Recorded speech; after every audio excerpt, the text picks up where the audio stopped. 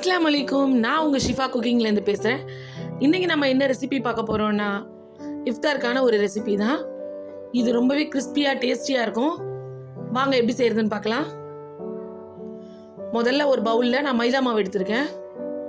அதில் கொஞ்சமாக சோடா மாவு, தேவையான அளவு உப்பு, கொஞ்சம் முழு ஜீரகம், அப்புறம் கொஞ்சமாக எண்ணெய் சேர்த்துக்கிறேன். எல்லாத்தையும் நல்லா மிக்ஸ் பண்ணி விட்டுக்கலாம்.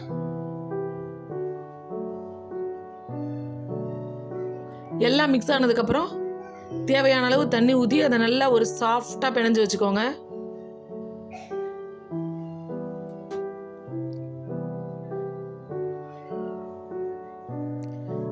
இப்போ உள்ளே வைக்கிற ஸ்டஃபிங்க்கு உருளைக்கிழங்கு வேக வச்சு வச்சுருக்கேன். அதில் கொஞ்சம் சில்லி ஃப்ளேக்ஸ் சேர்த்துக்கிறேன். அதுக்கப்புறம் கொஞ்சம் மிளகுத்தூள், உப்பு, ஒரு ஸ்பூன் ஆரிகேனோ சேர்த்துக்கிறேன். அதுக்கப்புறம் ஒரு 2 ஸ்பூன் கார்ன்ஃப்ளவர் மாவு. இது எல்லாத்தையும் நல்லா மிக்ஸ் பண்ணிக்கிறேன். உங்ககிட்ட ஆரிகேனோ இல்லை அப்படின்னா நீங்கள் மிளகுத்தூளும் காஞ்ச மிளகாத்தூள் அது 2 மட்டும் சேர்த்துக்கோங்க.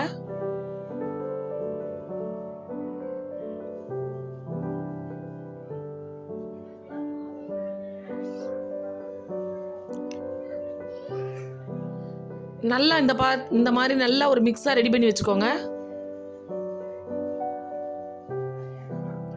இப்போ இதை அந்த மைதாக்குள்ளே வைக்கிற மாதிரி அழகாக இந்த மாதிரி ஒரு சிலிண்டர் வடிவில்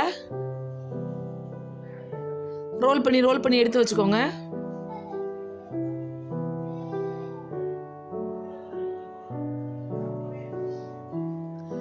இது நம்ம கார்ன்ஃப்ளவர் சேர்த்துருக்கிறதுனால கையில் ஒட்டாது, நல்லாவே ரோல் பண்ண வரும்.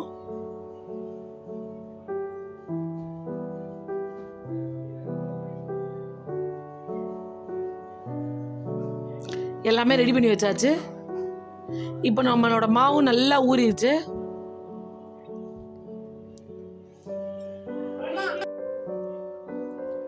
இப்போ இதை நல்ல மெல்லிஸா தேய்ச்சிக்கோங்க. மாவு போட்டு தேய்ச்சிக்கோங்க, அப்பதான் நல்லா மெல்லிஸா தேய்க்க வரும். ரொம்ப திக்கா வச்சுக்காதீங்க. ஏன்னா நம்ம ரோல் பண்ணும்போது ரொம்ப திக்காக இருந்துச்சுன்னா ரொம்ப ஹார்டாக இருக்கும். ரொம்ப மெல்லிஸாக இருந்தால் தான் நல்லாயிருக்கும். பார்த்தீங்களா, நல்ல மெல்லிஸாக நான் இழுத்துட்டேன். இப்போ அந்த சைடில் இருக்கிறதெல்லாம் கட் பண்ணி எடுத்துடுறேன்.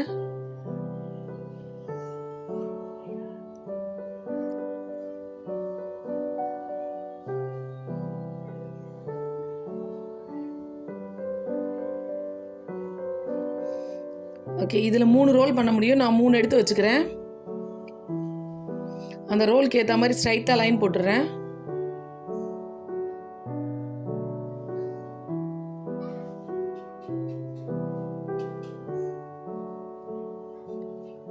இப்போ அந்த மாவோட ஓரத்தில் எல்லாத்தையும் லைட்டாக தண்ணி வச்சு தேய்ச்சி விட்டுக்கோங்க.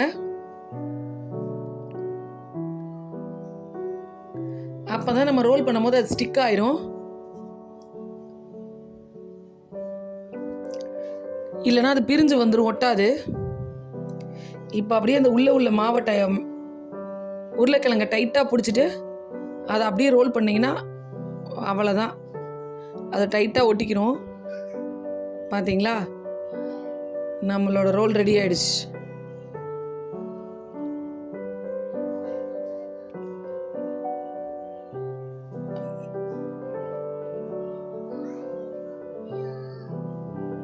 பார்த்துக்கோங்க, நம்மளோட உள்ள மசாலாயை அப்படியே வச்சு டைட்டாக ரோல் பண்ணிடுங்க.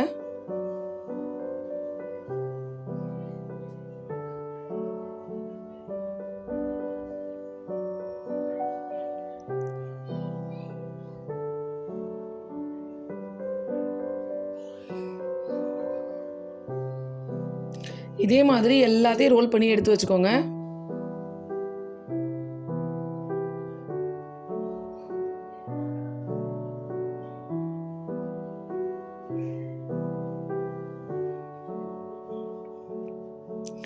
இதில் உள்ளே நம்ம வெங்காயம் எதுவுமே சேர்க்காததுனால குழந்தைங்க சாப்பிடும் போது ரொம்பவே பிரியமாக சாப்பிடுவாங்க.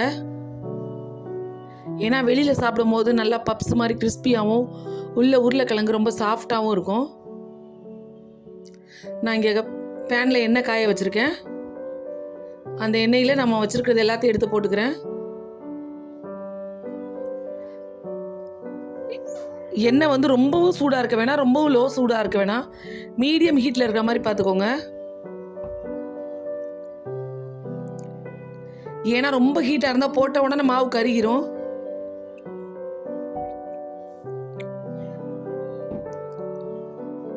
கொஞ்சம் லோ ஃப்ளேம்லேயே வச்சு நல்லா அந்த மாவுலாம் குக் ஆகிற வரைக்கும் ஸ்லோவாக குக் பண்ண விடுங்க.